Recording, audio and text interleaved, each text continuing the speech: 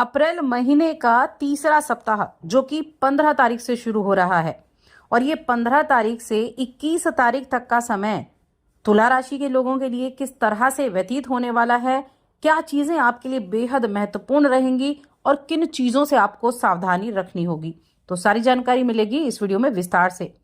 अब देखिए, यहाँ अगर हम बात करें चंद्रमा की, क्योंकि चंद्रमा बहुत जल्दी राशि बदलते हैं और चंद्रमा की स्थिति की बात करें तो चंद्रमा आपके वृश्चिक राशि से गोचर करेंगे। धनु और मकर इन राशियों में वो गोचर करने वाले हैं। जब चंद्रमा मकर राशि में होंगे तो गुरु की दृष्टि उन पर होगी, जिससे गजकेसरी राजयोग का निर्माण होगा।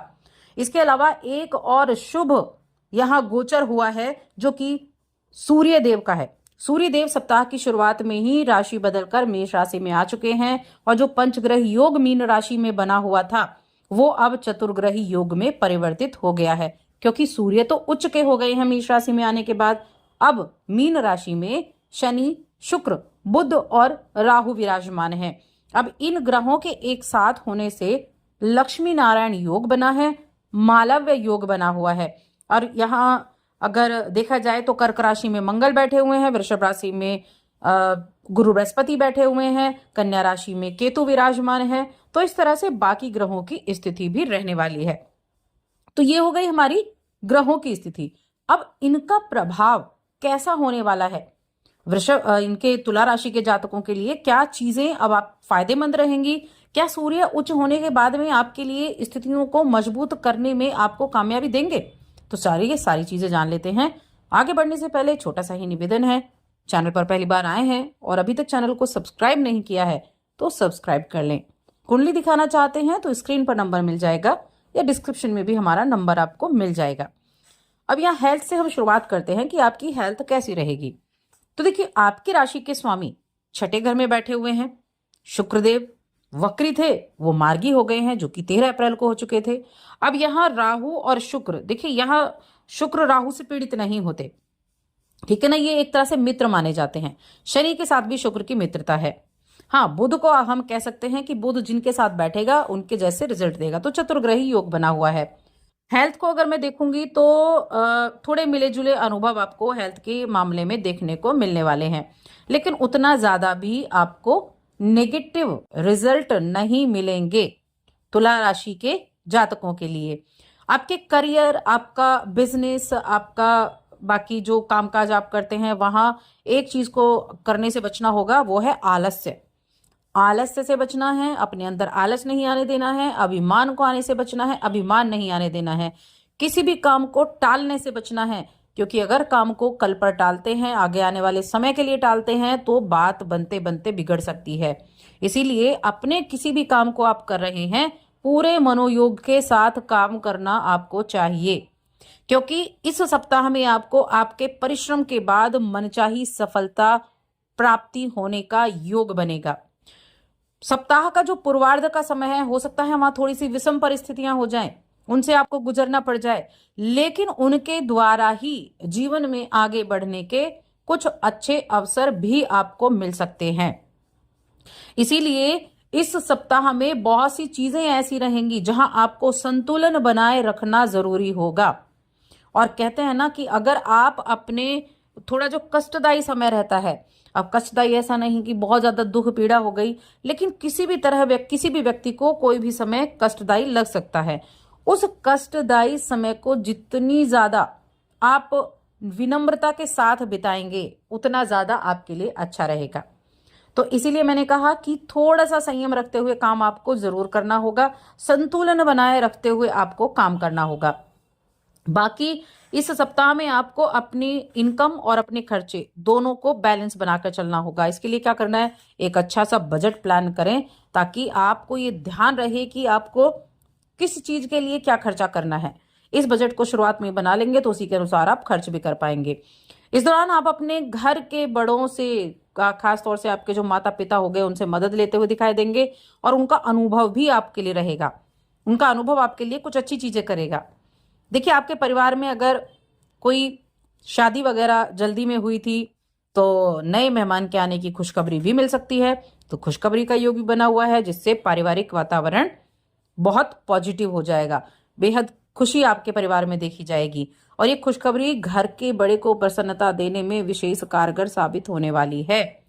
जो आपका मेंटल प्रेशर था, जो आपकी टेंशन थी, वो छूमंतर हो जाएगी और इस सुखद वातावरण के कारण सारी चीजें पॉजिटिव होती हुई भी दिखाई देंगी। देखिए, हमारा जो घर होता है, हमारे घर के वातावरण का हमारे जीवन में हमारे ऊपर सबसे ज्यादा प्रभाव पड़ता है।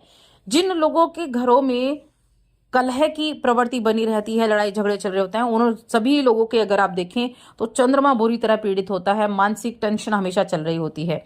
लेकिन बेशक काम आपका धीमे चल रहा हो, लेकिन घर का वातावरण को आपने सुखद बनाकर रखा है, तो वहां पॉजिटिविटी आपको दिखाई देगी, वहां एनर्जी आपको दिखाई देगी। तो सबसे ज्यादा चीजें हैं कि सुखद वातावरण रखना, जो आपकी मानसिक स्थिति को भी अच्छा रखने का काम करे। किसी भी जानकार या करीबी या रिश्तेदार के साथ कोई भी साझेदारी में आप काम करने जा रहे हैं, तो सबसे पहले अपनी भावना, अंदरूनी भावना, उसकी बात जरूर सुने। कहते हैं ना कि आपकी अंतरात्मा क्या कहती है, ये आपको पहले सुनना होगा कि आपको ये कार्य शुरू करना चाहिए पार्टनरशिप में या नहीं करना चाहिए। अगर दुविधा है तो सबसे पहले उस दुविधा को दूर करें कि वो दुविधा क्यों है, ये अच्छी चीजों के लिए है या बुरी चीजों के लिए है, तो उस चीज को क्लियर करें और अपनी अंतरात्मा की सुने। हो सकता है जिस काम को आप छोटा समझ रहे हो या फिर किसी तरह के सुझावों को महत्व नहीं दे रहे हो, वो आपको व्यापार के लिए कोई बड़ा महत्व दे दे। हो सकता है जिस चीज को आप बहुत अच्छा समझ रहे हो वो अच्छा ना हो, तो चीजों को थोड़ा सा ध्यान रखना होगा। अगर आप अपने कुछ ऐसे कार्य करते हैं, आपको म्यूजिक सुनने का शौक है, आपको डांस करने का शौक है, या आपको किसी तरह की कोई ऐसी एक्टिविटी करने का शौक है जिनसे आप अपनी टेंशन को दूर कर सकें, तो जरूर करें। ये आपके लिए रामबाण चीजें साबित होंगी। एक अच्छा म्यूजिक सुनना, डांस करना, डांस सीखना, तो ये आपके हर तरह के तनाव को दूर करने वाला होगा। अब सप्ताह में देखिए, कोई भी धन का लेन देन आप करते हैं तो वाद विवाद होने की आशंका है। अब यहाँ जो छठे भाव में आपके मीन राशि में विराजमान थे 4 ग्रह, अब 4 ग्रह बैठे हैं। सूर्य तो राशि बदल चुके और सूर्य कहाँ आए हैं, आपके सप्तम भाव में आए हैं। सूर्य का सप्तम भाव में आना कुछ चीजों के लिए अच्छा है, कुछ चीजों के लिए नेगेटिव भी रहता है। एक तो किसी भी तरह के वाद विवाद को लेकर दूरी बनाकर रखें। आपके अंदर एग्रेशन ज्यादा हो सकता है, लेकिन आप कॉन्फिडेंट भी रहेंगे। अब यहाँ कॉन्फिडेंट होना और ओवर कॉन्फिडेंट होना, दोनों में थोड़ी दिक्कतें हो जाती हैं।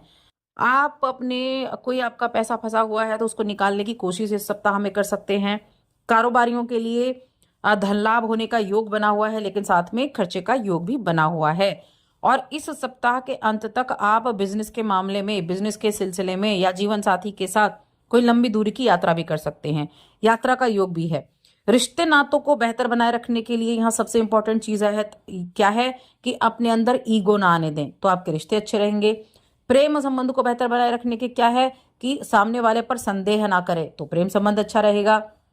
वही चीज अगर मैं वैवाहिक जीवन में कहूं, देखिए प्रेम जीवन हो गया, इन चीजों की अगर मैं बात करूं तो प्रेम को अगर आप देखें तो हम सभी को पता है बहुत कोमल एहसास है जिसे हर कोई नहीं समझ सकता। व्यवहार से में अगर आप बहुत जरूरत से ज्यादा भावुक हो जाते हैं तो वहां चीजें आपको डिस्टर्ब कर देती हैं। तो इस दौरान प्रेम विवाह के योग भी बन सकते हैं। ये चीज भी आपके लिए एक पॉजिटिव इम्पैक्ट लेकर आई है आपके जीवन में। तो प्रेम विवाह के योग बन सकते हैं। थोड़ी सी शुरुआत आप कर सकते हैं और अपने भविष्य को बेहतर बनाने के लिए आप अपने जीवन साथी के साथ मिलकर कोई बड़ा फैसला ले सकते हैं। हो सकता है अपने जीवन साथी के साथ या पार्टनरशिप में कोई काम करना शुरू कर दें, ये चीजें भी रह सकती हैं। शर्त सिर्फ इतनी है कि पारदर्शिता जितनी ज्यादा बनाकर रखेंगे, कम्युनिकेशन जितना अच्छा रखेंगे, उतना ज्यादा बढ़िया रहेगा। तो अब यहाँ इस सप्ताह की अगर देखा जाए तो थोड़ी सावधानी रखते हुए कार्य करेंगे तो आपके प्रयासों से सप्ताह में चीजें अच्छी होंगी। अब सूर्य उच्च के हुए हैं तो शासन प्रशासन से जुड़ी हुई चीजें अच्छी रहेंगी। स्टूडेंट के लिए समय अच्छा होगा। स्टूडेंट अगर अपनी किसी तरह के बड़ी दुविधा में फंसे हुए थे कि क्या आपको सब्जेक्ट लेना है, क्या आपको कोर्स करना है, एडमिशन लेने के लिए दुविधा में थे, तो वो दुविधाएं आपकी दूर होंगी। सूर्य देखिए हर लगन के कारक सूर्य होता है। हर राशि में मैं कहूंगी सूर्य अगर बलवान हो जाए तो वहां बहुत पॉजिटिव रिजल्ट भी आपको देखने को मिलते हैं। अब उपायों की बात कर लेते हैं, क्या उपाय आपको करना चाहिए। अब तुला राशि के जातकों के लिए सबसे पहली चीज तो है कि आपकी राशि के स्वामी छठे घर में बैठे हैं, कुछ ना कुछ सफेद चीज का दान करेंगे तो आपके लिए बेहद अच्छा रहेगा। दूसरा है कि आप शिवलिंग की पूजा करें, अर्घ्य दें और शिव महिम्न स्तोत्र का पाठ करें और साथ ही चैनल को सब्सक्राइब कर लें।